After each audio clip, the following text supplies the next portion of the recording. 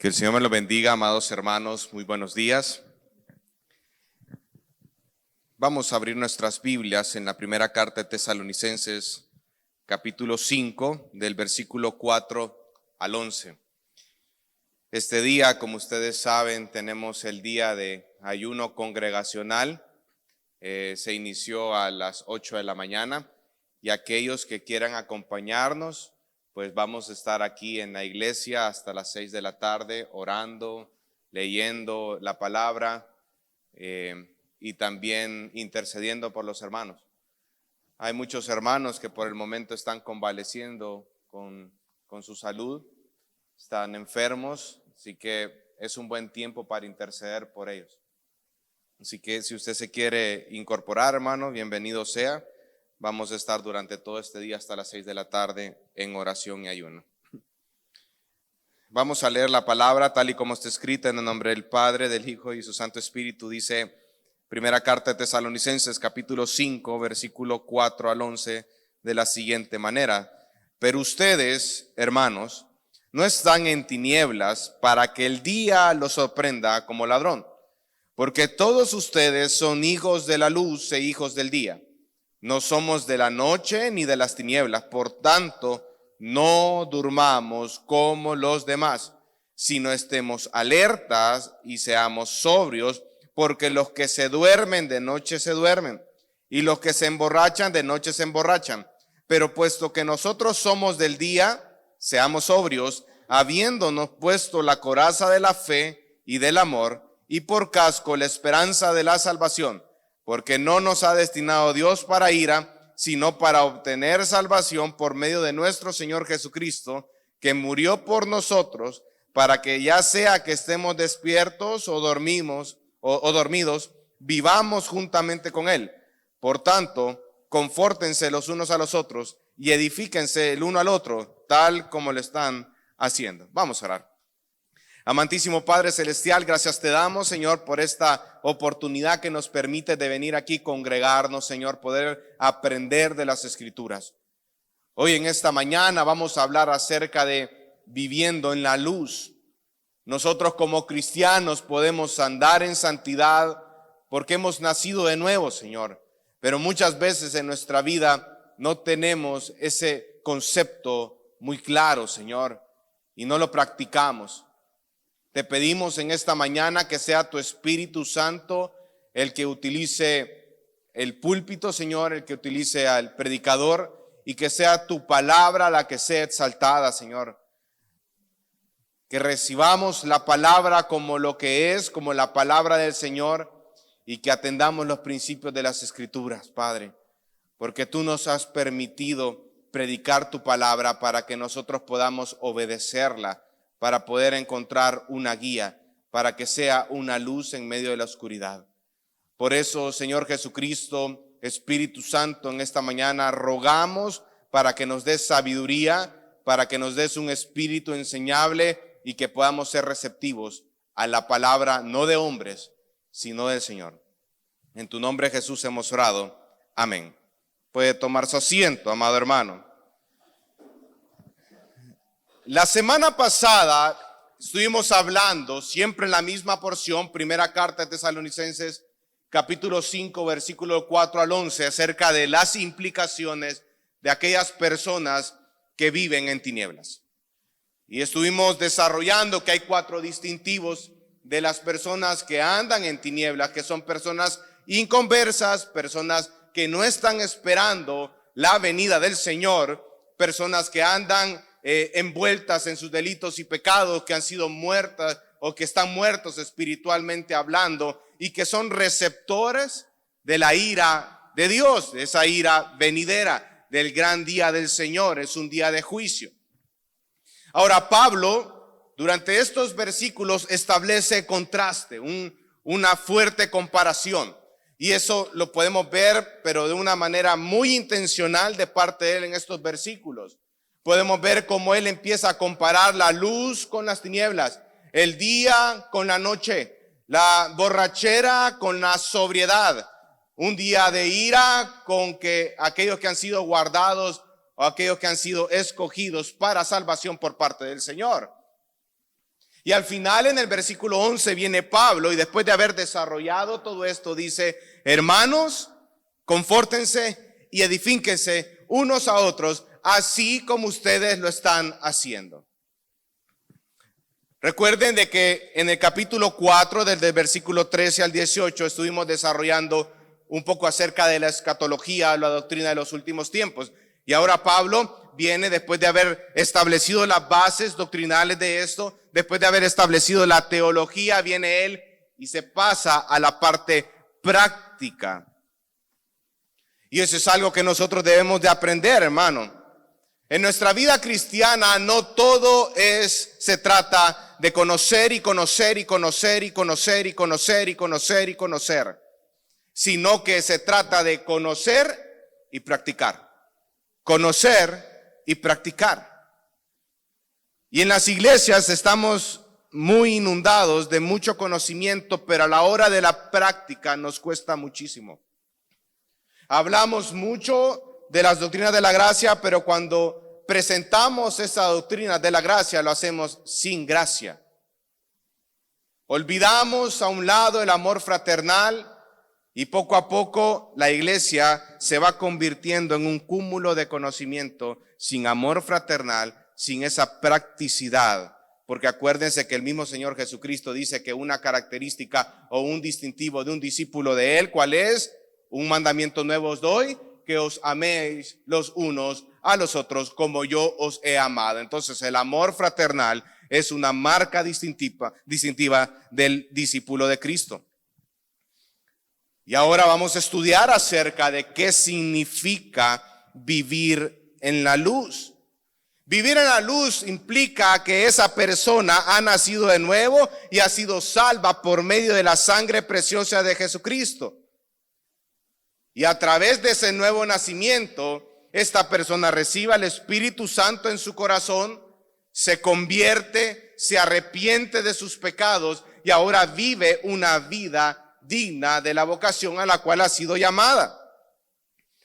Es por eso que hay ciertos distintivos y en esta mañana vamos a poder estudiar 4 distintivos de los que viven en la luz. En primer lugar, o distintivo número 1, es que se encuentra en un estado de alerta. En segundo lugar, que son personas sobrias. Tercer lugar, que están vestidos adecuadamente esperando al Señor. Y en cuarto lugar, son personas que han sido salvas por medio de Jesucristo.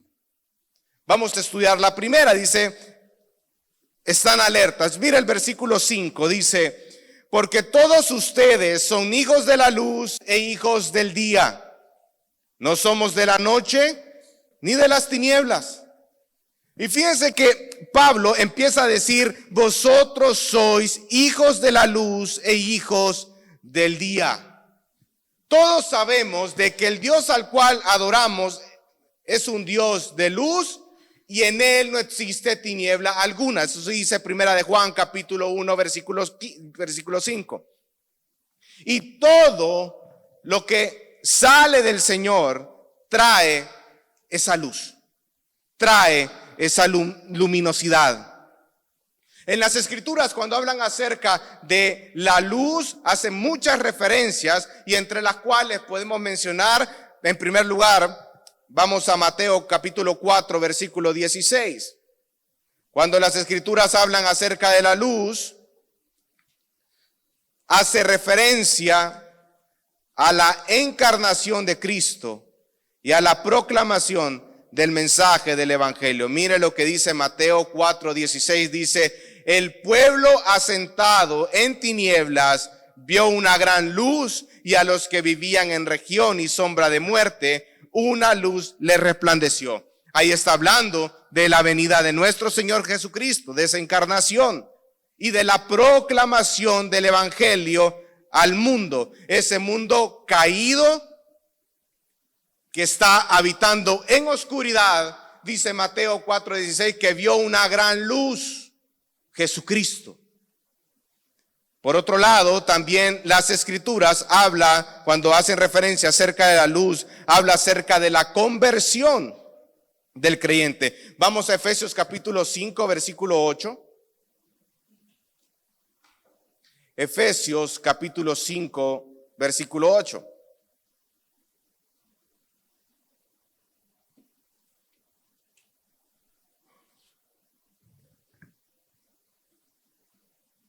Efesios 5:8 dice lo siguiente: porque antes ustedes eran de las tinieblas, o eran tinieblas, pero ahora son luz en el Señor, anden como hijos de luz. Mira el versículo 14, siempre el capítulo 5. Por esta razón dice: despiértate tú que duermes, y levántate de entre los muertos, y te alumbrará Cristo. Ahí está hablando acerca de la conversión. También otra referencia que habla las Escrituras con respecto a la luz, que representa la vida del creyente caracterizada por la rectitud, la justicia y la piedad, es o debe ser andar en la luz, como dice Primera de Juan, capítulo 1, versículo del 6 al 7. La vida del creyente que anda en la luz, anda en integridad, anda en justicia. También cuando habla la luz, las Escrituras habla acerca de la guía y la dirección de Dios en la vida del creyente, así como la iluminación que nos da las Escrituras. Por eso en el Salmo 109, 105, que dice: lámpara es a mis pies tu palabra y lumbrera a mi camino. La luz y la salvación al final consiste en ver la luz de Dios en su plenitud, como dice Isaías 60, versículo 1 y 2. Entonces, cuando en Tesalonicenses, y es bien curioso, volvamos a Tesalonicenses 5, nuestro texto base dice: porque todos ustedes son hijos de la luz e hijos del día. Ven en contraste que hace cuando habla acerca de la noche, dice ellos. Cuando habla acerca de los que andan en borrachera, dice ellos. Pero ahora cuando habla de la luz y del día, empieza a hablar con ustedes, con la iglesia de los tesalonicenses, hermano. Vivimos en un tiempo después de la primera venida de nuestro Señor Jesucristo, que el reino de Dios se ha acercado, dice Marcos capítulo 1, versículo 14 y 15, pero todavía no se ha establecido en su plenitud. El príncipe de las tinieblas ha recibido un golpe mortal, pero sigue dominando el mundo, como dice Primera de Juan capítulo 5, versículo 19. Todavía no se ha acabado, pero las tinieblas van pasando y la luz verdadera ya está alumbrando. Entonces, estamos en un tiempo en la que participa la luz y las tinieblas a la vez. Ese reino de las tinieblas manifestado por el mundo y el reino de Dios manifestado por la iglesia. Y es en esa circunstancia que nosotros los cristianos vivimos en este momento. Por eso es que los creyentes debemos de vivir como hijos de luz en medio de las tinieblas. Por eso es que nuestro Señor Jesucristo en los evangelios que dice: vosotros que sois la sal de la tierra, vosotros sois la luz del mundo. Los creyentes que han nacido de nuevo, los creyentes que que estaban muertos en sus delitos y pecados y han nacido de nuevo, tienen una nueva vida y su corazón le pertenece al Señor. Por eso es que nosotros debemos de vivir como hijos de luz. Y si somos hijos de la luz o también hijos del día, esto se debe de manifestar de una forma evidente en nuestra manera de vivir. Y esa es la tesis que Pablo presenta en el versículo 6. Vamos al versículo 6, dice: por tanto, no durmamos como los demás, sino estemos, ¿qué, iglesia? Alertas. Estemos alertas, pero también a la par de alerta dice: y seamos sobrios. Porque somos hijos de luz, somos hijos del día, debemos de caminar, por eso debemos de estar alerta. Y esa es la tesis. Si somos de Cristo, pertenecemos a Él y eso se notará en nuestra manera de ser. Hermanos, la salvación en una persona es algo que se debe de notar en su vida, en su conducta, en sus actitudes, en sus decisiones y en todo lo que le rodea. La salvación no es algo que se pueda ocultar, hermano. No es algo que se pueda ocultar, sino que aquellas personas que han nacido de nuevo, tiene que haber un cambio en los corazones de ellos. Antes estaban muertos en sus delitos y pecados, pero ahora Dios los escogió para salvación, los ha hecho nacer de nuevo y eso es algo evidente. El decir que no es algo evidente en la vida del cristiano, estamos diciendo que el Espíritu Santo de Dios es inútil e incapaz de transformar un corazón y eso no es cierto. Por eso es algo evidente. Pertenecemos a Él y eso se va a notar en nuestra manera de ser. Debemos de dejar de llevar un evangelio superficial, un evangelio en el cual no tengo que morir a mí mismo, un evangelio que parece que estoy más metido en el mundo que en los mismos principios de las Escrituras. Nosotros no somos del mundo, nosotros no pertenecemos al mundo. Hemos sido comprados por la sangre preciosa de Jesucristo y esa es la verdad. Ahora, hermanos, la pregunta que tengo para usted en esta mañana es: ¿se nota que el Señor de tu vida es Jesucristo, el Rey de Reyes y Señor de Señores?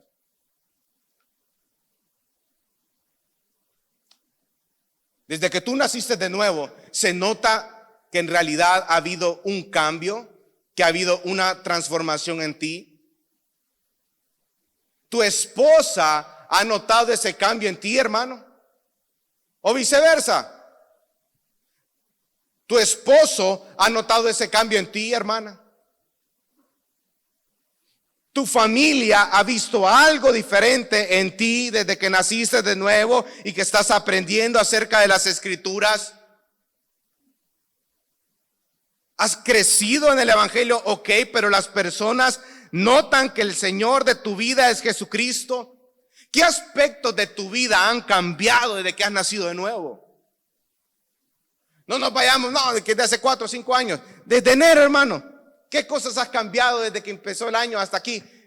¿Qué has visto en tu vida? ¿Ha existido humildad o ha existido orgullo? ¿Ha existido ese amor fraternal o las divisiones o la envidia? Y eso es lo que está diciendo las Escrituras. ¿Cómo noto yo que las personas van creciendo, que han nacido de nuevo? A través de esas obras dignas de arrepentimiento. Un tiempo nosotros tuvimos la oportunidad de poder hablar con una hermana junto con mi esposa que estaba en ese dilema. Creo que toda mamá entenderán lo que voy a decir en este momento. Entonces estaba en ese dilema esta hermana porque ella sentía que el Señor le estaba cerrando las puertas en su crecimiento profesional para que se pudiera dedicar un poco más al hogar. Y me recuerdo que estaba escuchándola, y me decía, en realidad me duele porque yo me he dedicado por mucho tiempo a esta preparación profesional y ahora mi Señor me lo está quitando poco a poco y me está orillando hacia el cuidado del hogar. Me duele humanamente hablándome, pero sé que es lo que más gloria le va a traer al Señor. Y a eso, hermano, es lo que yo le llamo crecimiento. Cuando empiezan a ver sus propias vidas a la luz de las Escrituras y quieren obedecer a la luz de las Escrituras lo que Dios les ha mandado hacer, tener un espíritu enseñable y tener un deseo genuino por cumplir la palabra de Dios en su vida. ¿Eso por qué lo podemos hacer, hermano? Porque hemos nacido de nuevo. Tenemos al Espíritu Santo en nuestros corazones que nos va cada día, nos va guiando, nos va iluminando, nos va llevando poco a poco con la palabra del Señor. Va cambiando todos esos aspectos de nuestra mente que están erradas. Van cambiando todas esas conductas pecaminosas y nos da un nuevo ser y nos hace parecernos más a Cristo. Y nos cambia esa mente pecaminosa por una mente iluminada a la luz de las Escrituras.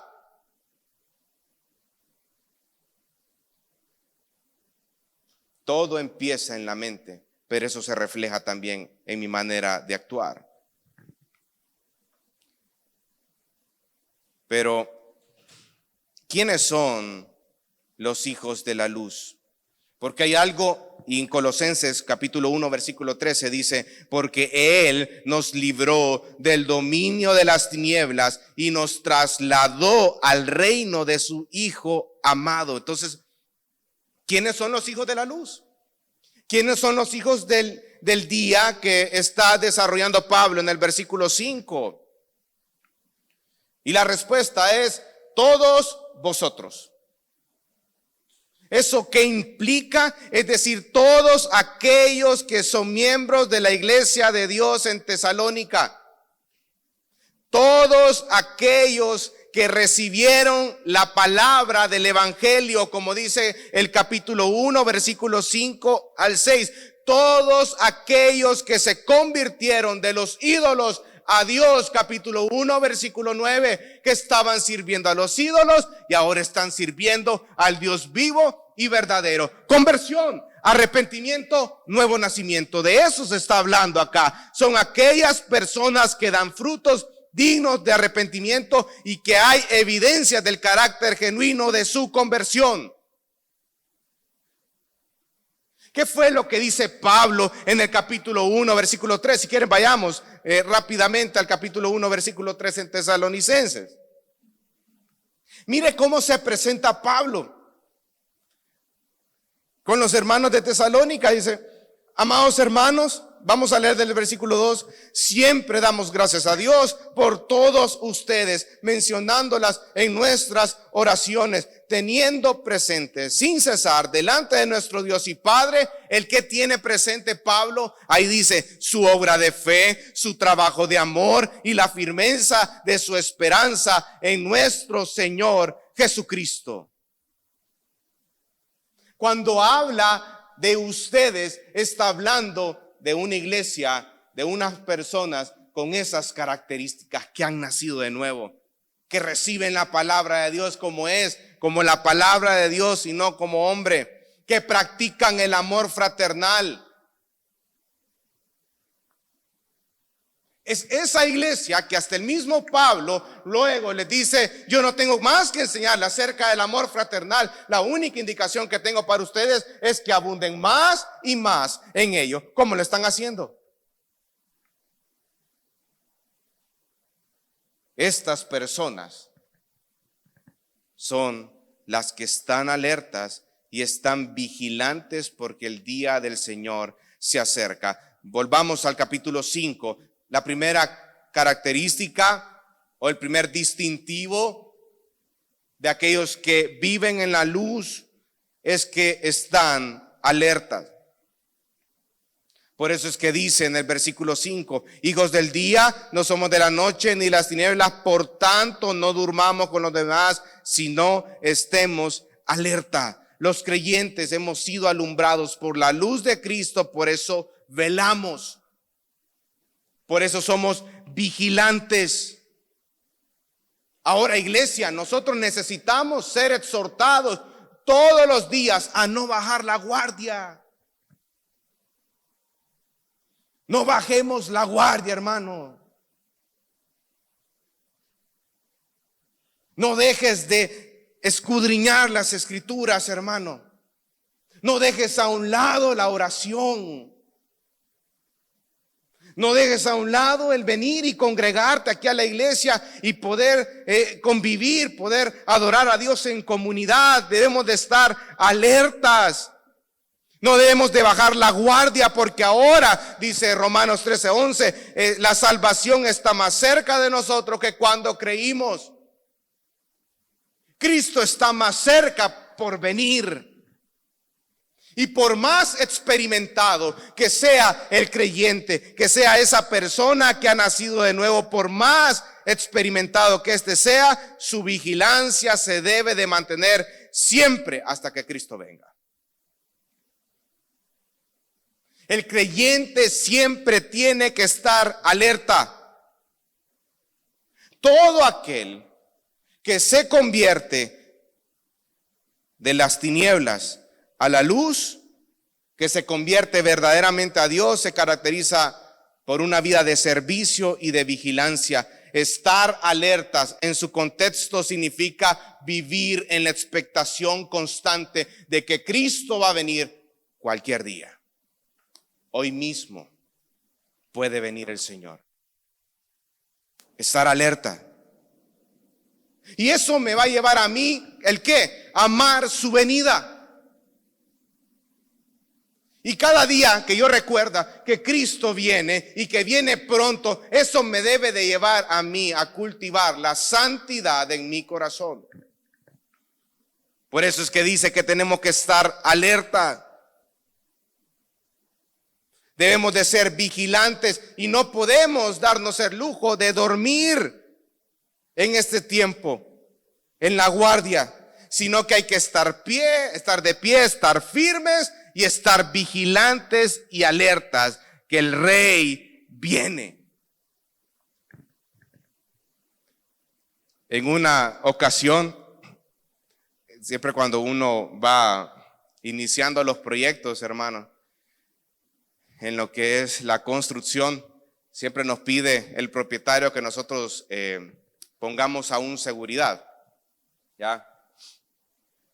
Y me da risa que en el gremio de la construcción a esos seguridad les dicen los dormilantes, dicen. Y porque se duermen, cuando tienen que estar despiertos están dormidos. Y fíjense que en una oportunidad yo me acuerdo que estábamos aquí desarrollando un proyecto ahí por el Trébol, no sé si usted se ubica ahí por el Trébol, ¿verdad?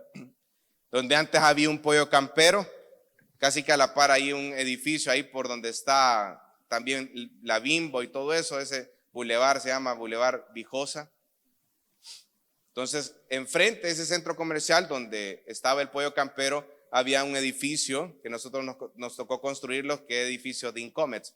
Incomets es una empresa que se dedica a vender computadoras y cosas así. Y nos tocó contratar a un seguridad. Entonces, en una oportunidad, se metieron al proyecto y robaron unas cosas. Y como habían cámaras, como ahí ponían cámaras, hubo una cámara, hermano, que no me recuerdo cuánto de altura, pero era como un ojo de halcón ese cabalito. Si me salió una espinilla desde arriba, cabalito veía mi espinilla, para que vean lo cachimbona que era esa cámara, pues. Y pudimos ver cuando pasó eso, y estábamos buscando dónde estaba el vigilante, ¿verdad? Y el vigilante estaba dormido.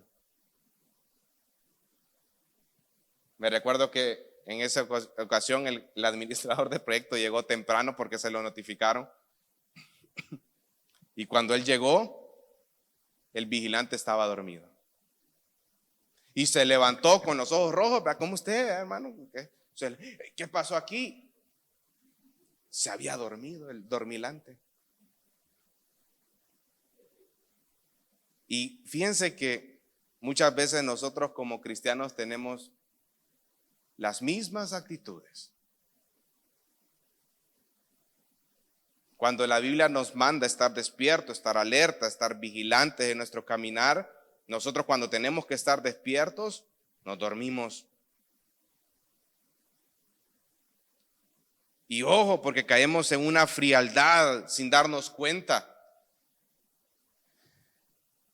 A veces esperamos que pase tanto tiempo de no leer la palabra, de no leer las escrituras, de no llevar una vida de oración.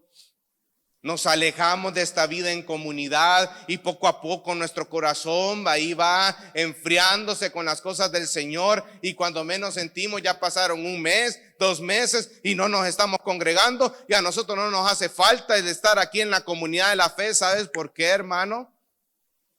Porque abriste una puerta en tu corazón y por ahí vino el desánimo. Estuviste dormido. Y esta es una exhortación a mantenernos despiertos. No pierdas el tiempo en aquellas cosas que cuando Cristo venga tú te vas a avergonzar que nuestro Señor Jesucristo te encuentra haciendo esas cosas. ¿Cómo quiere usted, hermano, que cuando venga Cristo, cómo quiere usted que lo encuentre? ¿Haciendo qué? ¿Congregándose? ¿Desarrollando discípulos? ¿Leyendo su palabra? ¿Proclamando el mensaje del evangelio? ¿O haciendo otra cosa totalmente diferente que no nos ha llamado a hacer? Hay que aprender a invertir el tiempo en las cosas del reino. Pero también hay un segundo distintivo de este tipo de personas, y lo dice al final del versículo 6, dice: y seamos, estén alerta y seamos sobrios. El segundo distintivo es eso, que son sobrios. Seamos sobrios, eso implica o nos exhorta a mantener nuestra vida en santidad. Como dice, me gustó este comentarista William Hendrickson, dice: la persona sobria, escuche bien, hermano, la persona sobria vive en forma profunda. Sus goces no son principalmente los de los sentidos, como los placeres del borracho. Acuérdense que siempre hace una comparación. La semana pasada hablamos de que una característica de las personas que viven en tinieblas es que andaban entregados a sus pasiones, a sus concupiscencias, andaban en borracheras, eran borrachos, eran gobernados por su propio pecado. Y el contraste que hace Pablo en esta característica es la sobriedad. Por eso es que dice aquí William Hendrickson que sus goces no son principalmente los de los sentidos, como los placeres del borracho, por ejemplo, sino los del alma. Con una medida llena de gozosa anticipación, mira adelante la venida del Señor. Sin embargo, nunca huye de sus deberes. Es una persona, porque cuando la Biblia habla de la sobriedad, también habla de dominio propio, hermano. Una persona sobria es una persona que tiene dominio propio, que tiene como característica la templanza, la prudencia y la disciplina. El sobrio, hermano, no se deja dominar por el pecado. Al contrario, lo único que domina su corazón y su vida es el Espíritu Santo del Señor. Y por ese motivo ejerce dominio propio sobre él. Porque he sido gobernado no por el pecado, como el que vive en tinieblas, sino que es gobernado y dominado por el Espíritu Santo del Señor. Por ese motivo es que esta persona sobria anda en rectitud, lleva una vida equilibrada y se conduce de maneras responsables y honrosas. ¿Ven la diferencia entre una persona que anda en tinieblas y una persona que vive en la luz? Esta persona es sobria.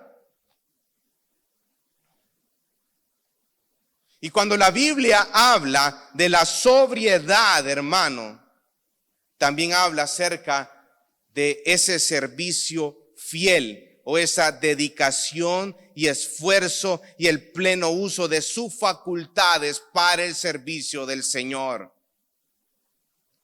La sobriedad, hermano, también nos habla de la seriedad de nuestro compromiso y de la fidelidad al ministerio que el Señor nos ha llamado. Vamos a 2 Timoteo capítulo 4 versículo 5.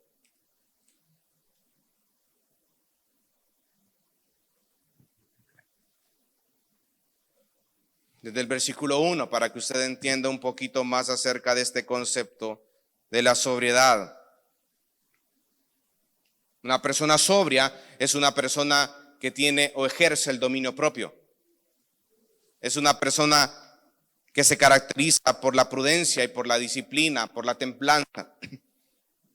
Pero me gusta porque cuando habla de sobriedad también habla de la seriedad con nuestro compromiso, de que somos responsables y fieles a lo que Dios nos ha llamado. Mira el capítulo 4, versículo 1 de 2 de Timoteo, dice: en la presencia del Dios y de Cristo Jesús, que ha de juzgar a los vivos y a los muertos, por su manifestación y por su reino, te encargo solemnemente. Viene Pablo y le hace un encargo, y es un encargo solemne a Timoteo.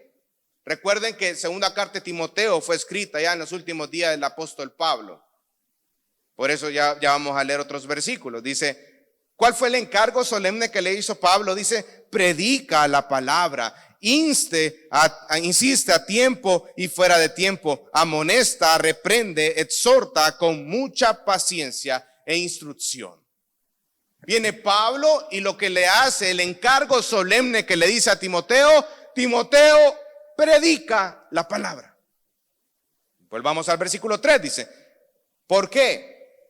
Porque vendrá tiempo cuando no soportarán la sana doctrina, sino que teniendo comezón de oídos, conforme a sus propios deseos, acumularán para sí maestros y apartarán sus oídos de la verdad y se volverán a los mitos. Pero tú, mira el versículo 5, dice, sé sobrio en todas las cosas, sufre penalidades, haz el trabajo de evangelista, cumple tu ministerio, porque yo estoy para ser derramado como una ofrenda de libación y el tiempo de mi partida ha llegado. Viene Pablo y le hace un encargo solemne y le dice, Timoteo, predica la palabra, insiste a tiempo y fuera de tiempo, redarguye, reprende, exhorta. ¿Pero por qué le manda hacer eso? Porque va a llegar un tiempo donde las personas se van a amontonar conforme a sus propias concupiscencias y van a querer escuchar no el mensaje del evangelio, sino que aquel mensaje que le aplaude y le suaviza su pecado. Y viene en el versículo 5 y Pablo le dice,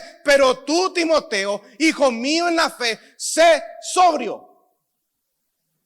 En otras palabras, Timoteo, no te contamines con todos esos falsos profetas. Conduce tu vida con dominio propio. No te contamines con lo que dice el mundo. Predica la palabra. Haz obra de evangelista. Cumple el ministerio que el Señor mismo te ha otorgado. Usted puede ver que cuando habla de sobriedad también habla de la responsabilidad de tomar la seriedad que se debe en las cosas que el Señor nos ha llamado a hacer, hermano. La sobriedad implica responsabilidad. La responsabilidad implica fidelidad. Una persona sobria va a tomar con seriedad las cosas del Señor y para ellos no van a ser algo de juego, sino que es algo serio, porque se trata de algo que ha sido encargado, ha puesto Dios en nuestras manos. Por lo tanto, yo voy a dedicar mi vida, mi tiempo a desarrollar todo esto que Dios me ha puesto en las manos para gloria y honra de Él. Dominio propio, sí. Responsabilidad, sí. Ahora, hermano, ¿usted está consciente de eso? Porque muchas veces, amados hermanos, nos encanta escuchar las escrituras, nos encanta escuchar una predicación, nos gusta leer y escudriñar las escrituras, pero ponernos como responsabilidades dentro del cuerpo corporativo que es la iglesia, eso ya no nos gusta. Nos gusta vivir una vida de lejos. No nos gusta involucrarnos en el servicio. Nos hacemos los rogados a la hora de servir. ¿Sabe por qué pasa eso? Porque no está sirviendo por los motivos correctos. Una persona que sabe y que es sobria y está agradecido con el Señor Jesucristo por lo que por lo que ha hecho en su corazón, es una persona que toma con seriedad el compromiso y a lo que el Señor lo ha llamado. Una persona cristiana es una persona que también asume sus responsabilidades dentro del ministerio. Entonces, cuando el creyente tiene en su mente la idea de que pronto rendirá cuentas ante Dios, eso estimula a vivir de una manera santa y a ser sobrios. ¿Ya le ha pasado a usted alguna vez que le han dicho que va a llegar su jefe a verlo? Y qué difícil es cuando le dicen: el lunes de la próxima semana a las 9 de la mañana el jefe va a estar contigo. Ya no duerme, hermano. Si usted era de las personas que llegan como a las 8:15 al trabajo, ahora usted llega a las 7:50, ¿verdad? Si es posible 7:30, porque el jefe va a llegar. A mí cuando me dicen de que va a llegar alguien o una persona importante, el propietario en algún proyecto, yo me pongo nervioso. Discúlpeme, hermano, pero yo me pongo nervioso. Porque una visita me van a sacar varias cositas, cosas que me hacen falta, que aquí, que allá, que el proyecto está atrasado, que hace falta, que el dinero ya no alcanza, ¿verdad? Y uno va preparando todo, ¿verdad? Que todo salga bien. A mí cuando, ya si puedo compartir un poco, cuando me dicen que van a llegar una comitiva a inspeccionar el proyecto donde estoy a cargo, hermano, saben, no es que no lo haga, ¿verdad? Pero lo que hago es doblar los esfuerzos para que el proyecto esté limpio, impecable. Claro, un proyecto de construcción, mantenerlo limpio es bien difícil, hermano, porque por todos lados hay polvo. Usted ya puede estar limpiando y a ratito una persona dejó un clavo por ahí o estaba demoliendo una pared y ya está todo el ripio por ahí, y usted puede poner a 2, 3 personas limpiando y siempre hay cosas, un pedacito de basura que está ahí, unos nachos o unos churritos por ahí, ya le cambia el concepto de limpieza de un proyecto. Entonces, cuando nos dicen que va a venir el jefe o que va a venir una comitiva, ¿qué hacemos nosotros? Prepararnos para esa visita. Limpiar las cosas, dejar las cosas como ordenadas, ¿vea? Y preparar todo eso, porque viene una comitiva, viene el jefe. Entonces, bajo esa aplicación, hermano, así debería ser nosotros también. Si nosotros estamos esperando, expectantes de que Cristo viene, eso nos debe de nosotros mover a llevar una vida en santidad, a practicar la santidad, a conducirnos como lo que es, hermano, conforme a la vocación como hemos sido llamados.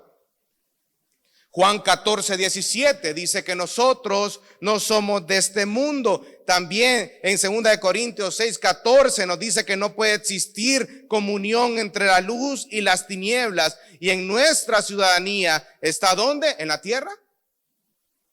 En los cielos. Somos peregrinos en esta vida. Amado hermano, conclusión, vive de acuerdo a la vocación a la cual ha sido llamado. Efesios capítulo 4, versículo 1. Vive en santidad. Volvamos a Tesalonicenses. Vamos al versículo 3. Y este es el tercer distintivo. El tercer distintivo de las personas que viven en la luz es que estas personas están vestidas adecuadamente. Mira el versículo 8, dice: pero puesto que nosotros somos del día, vuelve a hacer énfasis, seamos sobrios.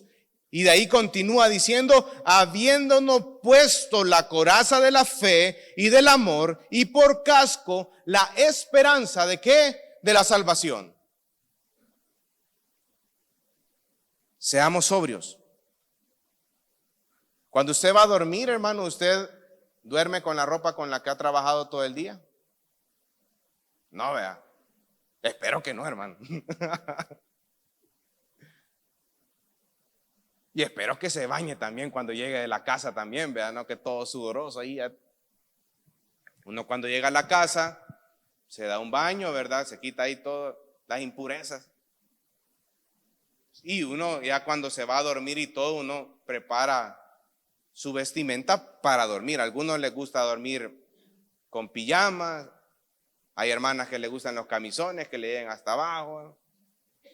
Otros hermanos enchorados, con camisetas no socaditas, sino que de esas camisetas que uno puede hasta envolverse en ellas, que hasta lo arrullan a uno, ¿verdad? Pero usted se prepara para dormir. Otros se ponen un gorrito, a los que ya les gusta ponerse los gorritos y todo, ¿verdad? Por el frío, ¿verdad? Ya no pueden aguantar tanto tiempo, ¿verdad? Se ponen los calcetines y a dormir. Nosotros cuando nos toca dormir a los niños antes de dormirlos le damos un baño para que se relajen un poco, ¿verdad? Porque tenemos hijos, bueno, Lucas y Elena son bien eléctricos, hermanas. Bueno, ustedes ya conocen a mi hijo, ya andan de arriba para abajo, ya andan corriendo y todo. Y entonces cuando le decimos, Lucas, vamos a dormir, no. Entonces venimos y hacemos ya se le da un baño y ya se le pone su ropita. Al niño le encanta dormir enchorado y con camisas amplias. No le gusta dormir con pants. Antes sí, hoy no. Los niños crecen, ¿verdad? Y lo mismo con la niña. Ya ellos en su mente saben de que es hora de dormir. Y se le da su pachita, ¿verdad? Para que duerman. Y de ahí los dormimos y hasta que ya caen, ¿verdad? Algunas veces cuesta más que otros días, les soy sincero. Unas veces Helenita se le da vuelta y anda de arriba para abajo, grita y todo, hasta que cae de un solo. Pero el punto, hermano, es que cuando usted va a dormir, usted se prepara para ir a dormir. Usted se desviste y se pone los vestidos para ir a dormir y para irnos a la cama. Luego al siguiente día, cuando usted se levanta, ¿usted va al trabajo con la ropa con la que usted se durmió, hermano? No. Y espero que se bañe antes de ir al trabajo también, ¿verdad? Pero lo más normal es que usted se bañe y usted se prepara la ropita, ¿verdad? Sí, que ha planchado un día antes en la noche, ya todo preparado, sus zapatos lustrados. Y usted ya se pone la ropa para ir a trabajar. A mí para ir a trabajar, yo no ando con saco en mi trabajo porque como me dedico en el rubro de la construcción, andar en saco es andar empolvado por todo el tiempo. A menos que tenga una reunión importante, pero normalmente yo ando con jeans y ando con mis zapatos de protección, de seguridad y con mi casco, ¿verdad? Y ahí ando. Y un chalequillo y una camisa ya sea manga larga, dependiendo, ¿verdad? A mí me gusta andar con camisas manga larga en el trabajo porque me toca estar bajo el sol. Y si no, todo morenito, ¿verdad? Ahí me ve todo más morenito de lo que soy. Pero me preparo para ir al trabajo. Y esa es la metáfora que está ocupando en este momento Pablo. Para poder adentrarnos al nuevo distintivo, al tercer distintivo. Y es que nosotros debemos de prepararnos, vestirnos adecuadamente. Pero ¿cuál es esa vestimenta adecuada del cristiano que está alerta y que es una persona sobria? Y recordemos que el autor tiene presente la idea de un vigilante o también de un centinela. Entonces, cuando el vigilante y cuando el centinela están bajo guardia, ellos están vestidos adecuadamente, ¿no es cierto? Usted no ve a un vigilante enchorado en sus días, en sus noches que les toca andar cuidando. No, usted ve al vigilante. Bueno, y si no, no es vigilante, hermano, ¿verdad? Pero usted ve el vigilante con su ropa propicia para ello, con sus herramientas necesarias. ¿Para qué? Para estar vigilando, para estar en ese estado de alerta. Y eso es lo que tiene presente Pablo en este momento. Porque Pablo está hablando de un centinela. Y el centinela tiene una armadura, la armadura de un soldado. Y por eso es que usted ve en el versículo 8 de que esta persona tiene que ser sobria, habiendo puesto la coraza de la fe y el amor y la esperanza y el yelmo de la esperanza de la salvación. Pablo tiene presente a un hombre con una armadura de soldado. Entonces el creyente, hermano, el creyente debe de vestirse con la ropa del nuevo hombre. Como dice Efesios capítulo 4, versículo 24, dice, y vestíos del nuevo hombre, creados según Dios en la justicia y santidad de la verdad. Las personas que viven en la luz deben de vestirse con la ropa del nuevo hombre. Es decir, también como Gálatas 3:27 dice, es decir, vestirse como Cristo. Gálatas 3:27 dice, porque de todo lo que habéis sido bautizados en Cristo, de Cristo estáis revestidos. Ahora, la pregunta es, hermano, ¿qué significa estar vestidos de Cristo? ¿Qué características deben observarse en el creyente? Vamos rápidamente a Colosenses capítulo 3, versículo del 12 al 14. Colosenses capítulo 3, versículo del 12 al 14. Así como la semana pasada hablamos acerca de las características de una persona que no ha nacido de nuevo, de una persona que es inconversa, que es impía, que vive en tinieblas. Ahora vamos a hablar de las personas que han nacido de nuevo y cómo viven ellos, qué características o cualidades tienen estas personas. Colosenses capítulo 3, versículo 12 al 14 dice, vestíos pues como escogidos de Dios, santos y amados.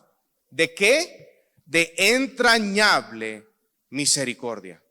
¿De qué más? De benignidad, de humildad, de mansedumbre, de paciencia, soportándonos los unos a los otros y perdonándoos unos a otros si alguno tuviera queja contra otro. De la manera que Cristo os perdonó, así también hacedlo vosotros, y sobre todas estas cosas vestidos del amor, que es el vínculo perfecto. ¿Cuántas características tenemos de esas, hermano? ¿Usted se considera una persona entrañable en cuanto a la misericordia se refiere? ¿Usted practica la humildad?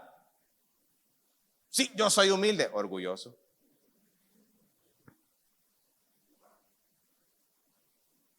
Ni voy a decir cuántos humildes hay aquí que levanten la mano, porque desde ahí empezamos. El que dice soy humilde es porque es un gran orgulloso, hermano.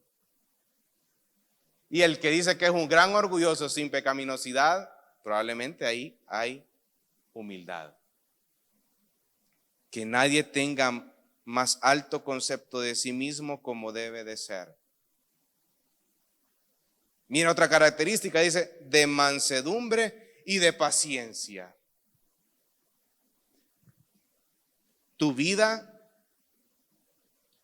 En tu vida se ve reflejada la paciencia, hermano.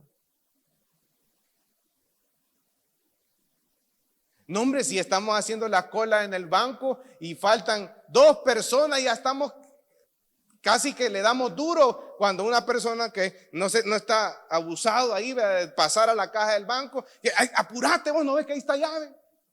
Impacientes. O cuando das una indicación y esa persona le cuesta porque le cuesta y no hace las cosas como la prontitud que tú requieres, ¿verdad? Ándate de aquí, yo lo voy a hacer mejor porque vos. Impacientes. Impacientes. No aprendemos que nuestro Dios es un Dios que es paciente. Y a veces somos tan duros en el cristianismo, hermano. Porque como ya nosotros aprendimos las doctrinas correctas, pasamos 5 o 10 años aprendiendo toda esta preciosa doctrina. Pero cuando viene una hermanita o un hermanito que va empezando de nuevo la fe, ¿verdad?, nosotros lo menospreciamos a esa persona y olvidamos que nosotros nos tardó 10 años en aprender eso que tú quieres que la persona aprenda en un día, o en un minuto, o en una hora. Impacientes. Impacientes. Los padres somos impacientes con nuestros hijos. Queremos que nuestros hijos ya de la noche a la mañana ya saluden, que ya hagan la comida, que ya vayan a lavar los platos, que ya no digan, que no nos rezonguen, ni nos reclamen, ni hagan berrinches. Queremos que esas cosas pasen de la noche a la mañana. Y no es así, hermano. Para nosotros poder disciplinar a nuestros hijos en el temor de Dios, en primer lugar, debemos de practicar la paciencia en nuestros corazones y el dominio propio para no ser controlados por la ira a la hora de ejercer disciplinas con nuestros hijos. Entonces, ¿empieza con quién? ¿Con nuestros hijos? Con nosotros. La paciencia. Dice también en Colosenses, soportándoos unos a otros. Mira, otra característica, soportar a los hermanos. Difícil, ¿verdad? Difícil poder soportar, y después dice, y perdonándoos unos a otros. Difícil perdonar a aquella persona que te ha hecho un daño, ¿verdad, hermano? Que te ha faltado el respeto. Pero la Biblia me manda que a soportar y a perdonar. Ir a pedir perdón, aunque tú no hayas sido el que haya hecho ese daño. Esas son las características de una persona que ha nacido de nuevo. Y si alguno tuviere queja contra otro, dice, de la manera que Cristo. Miren, el ejemplo, ¿quién es? ¿Quién es el ejemplo? Y siempre cuando habla acerca de ciertas características viene el autor y dice, pero el ejemplo, ¿quién es? Jesucristo.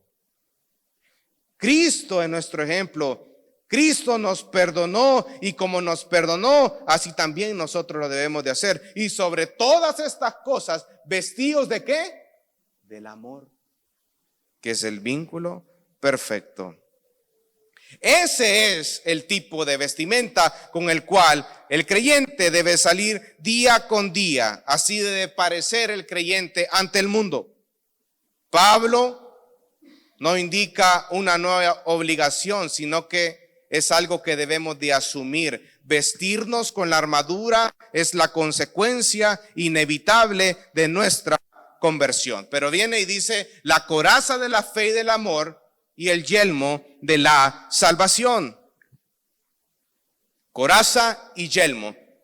Ambas, como un buen soldado de Jesucristo, nosotros debemos de entender que eso tiene que hacer referencia a un soldado, pero en la parte defensiva de ese soldado. Sí sabemos en las Escrituras que en Efesios capítulo 6, versículo 17, cuando Pablo empieza a hablar acerca de la armadura de Dios, habla acerca de la espada del Espíritu, que es la palabra de Dios. El creyente debe, como buen soldado de Jesucristo, tener que entrenar para utilizar la espada del Espíritu, que es la palabra del Señor.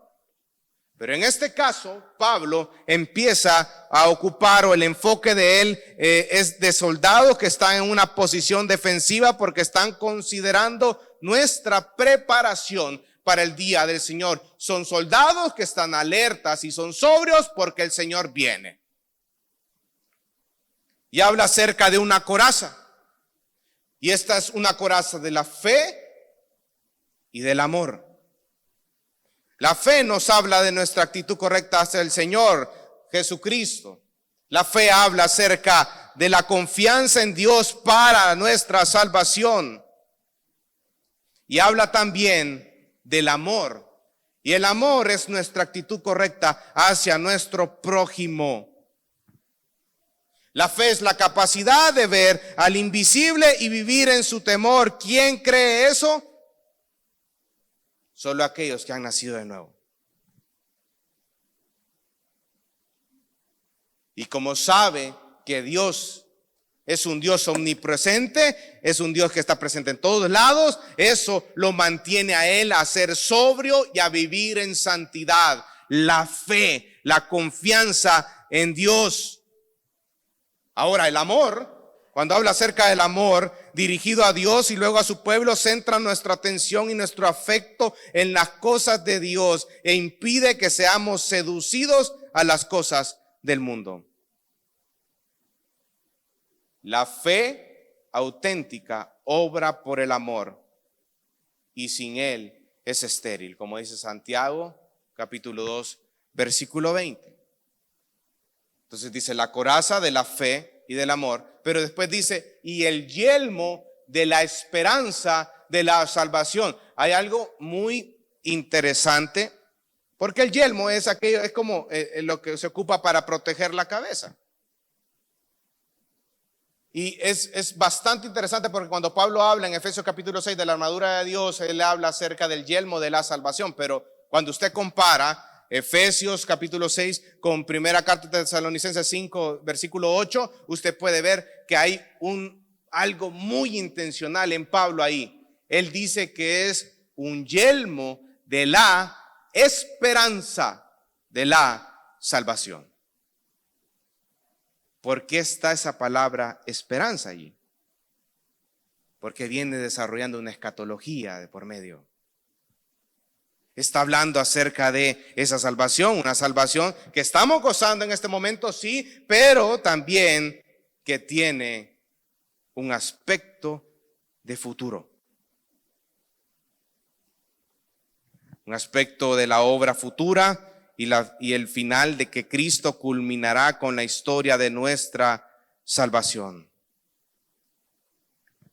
Entonces, a medida que el cristiano tiene esa esperanza tangible en su mente y en su corazón, porque acuérdense que el yelmo sirve para proteger la cabeza. Asimismo, como el yelmo sirve para proteger la cabeza, el creyente se enfoca en su mente a tener los conceptos claros de la salvación. Es importante y necesario que el creyente tenga presente que esa esperanza servirá para guardar nuestra mente de estas situaciones por las cuales nosotros estamos atravesando. De esos desánimos, de esos pensamientos infructuosos. Pero cuando tu mente está enfocada en las cosas eternales, eso le da dirección a tu vida, dirección a tus pensamientos, y tú estableces las prioridades en cómo manejas tu propia vida. Entonces, hermano, ya con esto voy a ir finalizando. Viene Pablo y a la luz de todo esto, él sabe que hay muchos de los hermanos de Tesalónica que están esperando con muchas ansias que Cristo venga. Por eso es que hay tantas preguntas con respecto al retorno de Cristo. Y dentro de la mente de muchos de esos hermanitos, ellos estaban diciendo, ¿cómo sé que yo no voy a afrontar este día del juicio? Y ante esa pregunta, Pablo responde en el versículo 10, versículo 9, que nuestra seguridad descansa sobre dos grandes pilares. La primera, la soberana elección de Dios. Y en segundo lugar, la muerte expiatoria de Cristo. Mira el versículo 9, dice, porque no nos ha destinado Dios para ira, sino para obtener salvación por medio de Jesucristo. Y este es el cuarto distintivo de una persona que vive en luz, que son salvos por medio de Jesucristo. Dos pilares. Cuando dice ahí en el versículo 9, sino que para obtener nuestra salvación por medio de nuestro Señor Jesucristo, que murió por nosotros, para que ya sea que estemos despiertos o dormidos, vivamos juntamente con Él. Hay dos pilares sobre el cual descansa la seguridad de la salvación en el creyente. Primero, que hemos sido escogidos por Dios, y eso es algo que Pablo Es algo que podemos observar durante todas estas páginas de Tesalonicenses, la elección soberana de Dios. Y en segundo lugar, la obra expiatoria de Cristo. Somos salvos de la ira de Dios, ¿gracias a qué? A la obra redentora de Cristo. Y gozaremos eternamente de la presencia del Señor. Dios nos escoge para salvación porque hemos sido llamados conforme a su propósito y predestinados a ser hechos conforme a la imagen de su Hijo. Romanos capítulo 8, versículos del 28 al 29. Pero es el creyente, luego de haber nacido de nuevo, que responde al Evangelio, se arrepiente de su pecado y se apropia de la salvación ofrecida por Cristo. Cristo nos hace nacer de nuevo y por eso viene la fe. Pero el creyente, al ser quitado ese velo de sus ojos, él se da cuenta de la condición de pecado que está, se arrepiente de su pecado y se mira en fe, en arrepentimiento y fe, a Jesucristo, su Salvador. Eso es conversión.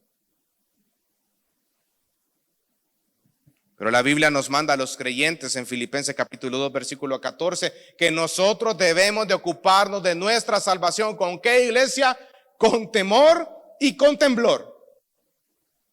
Hay una responsabilidad implícita que tenemos que esforzarnos en el camino de la fe y la santidad. La obra la hace el Señor. Eso lo damos por sentado todos nosotros.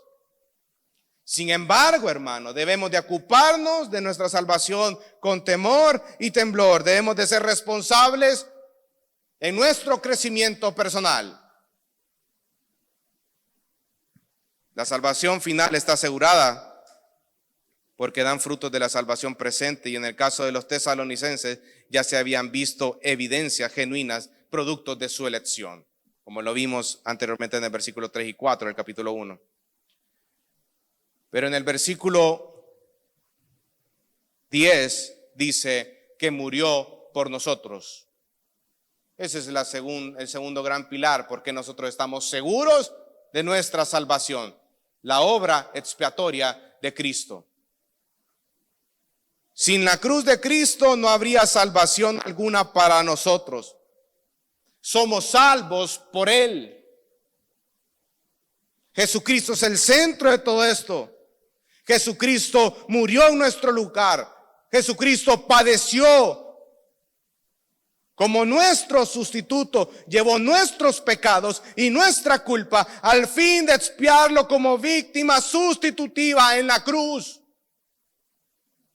El que merecía estar en esa cruz no es Él, soy yo, hermano. Pero Cristo, por amor a sus escogidos, murió en la cruz. Sufrió todo tipo de vituperio. Por ese motivo podemos estar seguros y confiados de cara al día del Señor. Y me gusta en el versículo 10 que dice: vivamos juntamente con Él. Hermanos, nosotros nos encontramos unidos a Cristo. Cristo murió para que nosotros pudiésemos vivir. El Cordero de Dios cumplió en la cruz nuestra sentencia para que nosotros viviéramos con Él. Incluso, como vimos anteriormente, nuestra resurrección no hubiera sido posible si no hubiera resucitado Cristo Jesús, y lo estuvimos desarrollando a la luz de 1 Corintios capítulo 15. Toda la finalidad del sufrimiento de Cristo fue hacer posible en aquel día que nosotros en aquel día conozcamos esa unión y comunión completa y permanente con Él. ¿Y saben qué, hermano? A medida que nosotros vamos madurando y vamos creciendo en la fe, el creyente genuino anhela cada vez más la venida de Cristo. Por eso es que la Biblia nos exhorta a seguir perseverando en las cosas del Señor. Versículo 11. Hoy sí, con esto sí termino. Dice: ¿Qué debe de provocar todo eso en mí? Versículo 11. Por tanto, confórtense los unos a los otros y edifíquense el uno al otro, tal como lo están haciendo. En primer lugar, dice, confórtense los unos a los otros. Ante las pruebas y aflicciones necesitamos el cariño y la solidaridad de nuestros hermanos, pero necesitamos más ese consuelo que solo viene de la palabra del Señor. Esas promesas firmes que pueden llenarnos de alivio y esperanza de esa gloria en el futuro. ¿Sabe que cuando uno está pasando por momentos de dificultad, lo que más consuelo le trae a uno al corazón? La palabra del Señor. Porque en la bendita palabra del Señor nosotros vemos promesas preciosas. Y sabemos de que esto que estamos atravesando tiene un tiempo de caducidad. Pero nos esperan preciosas y grandísimas promesas en el Señor. Entonces, cuando habla acerca de confortar, habla también la idea de colocarnos al lado del hermano para aconsejarle, para fortalecerle, para consolarle. Solidaridad, compasión, exhortación fraternal. Va desde un saludo con una cálida sonrisa, hermano, con un abrazo, con un apretón de manos, hasta ese consejo, ya cuando una persona está en un momento de consejería con las Escrituras, o incluso en el tiempo de la exhortación de la palabra de Dios en la iglesia.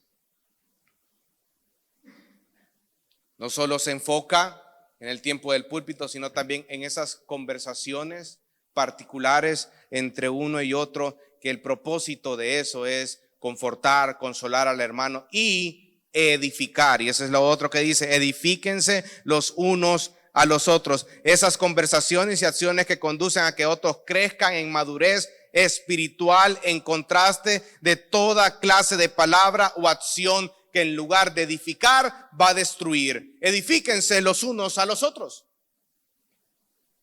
Eso debe de provocar la vida cristiana, debe ser un proceso de crecimiento continuo.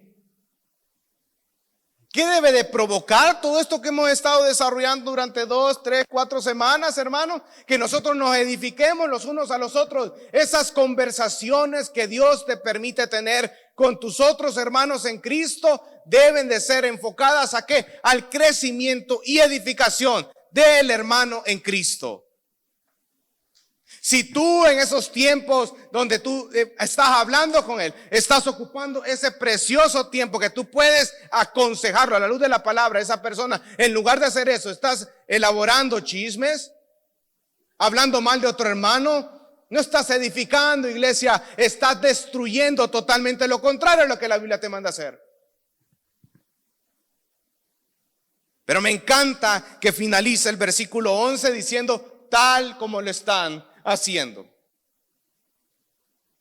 Por eso la iglesia de Tesalónica es una iglesia ejemplar, hermano. Porque nuevamente Pablo les dice: hermanos, primero en el amor, ¿verdad? De esto no tienen necesidad que yo siga hablando de esto, porque ustedes ya lo entienden. Lo único que yo les digo: sigan haciendo, abunden en ello más y más. Y ahora, cuando habla acerca del consuelo, de confortarse los unos a los otros y de edificarse los unos a los otros, viene Pablo y al final del versículo 11 les dice: así como lo están haciendo. Esta es una cualidad, es algo positivo que tiene la iglesia de Tesalónica. Como yo anhelo que la iglesia Gracia y Verdad sea igual que la iglesia de Tesalónica. Que tengan un temor y temblor por la palabra del Señor. Y que ese amor por Cristo se refleje en su amor fraternal con sus hermanos en Cristo. ¿Cómo desearía yo, y es mi oración, que como iglesia pudiésemos crecer en comunidad día con día? Hermano, no es tiempo para la envidia, no es tiempo para andar hablando en contra del prójimo, no es tiempo para levantar chambres en contra de los otros. Dios nos ha mandado a ejemplificar su santo nombre a la luz de la verdad, en amor fraternal, como la marca distintiva de un discípulo de Cristo, el amor. Y eso es lo que nos manda las Escrituras, como lo están haciendo. ¿Saben qué? siempre hay que perseverar en las cosas del Señor. Nunca es suficiente. Por eso, hermanos, debemos de aprender a vivir a la luz de esta verdad. Debemos de vivir en la luz. Tenemos que estar alertas que el Rey viene. Ser vigilantes y ser sobrios. Tener dominio propio y ser responsables en las cosas que el Señor para su obra. Y sobre todo, hermano, reconocer que somos lo que somos por la obra de Jesucristo en nuestros corazones. Alabado sea el Padre.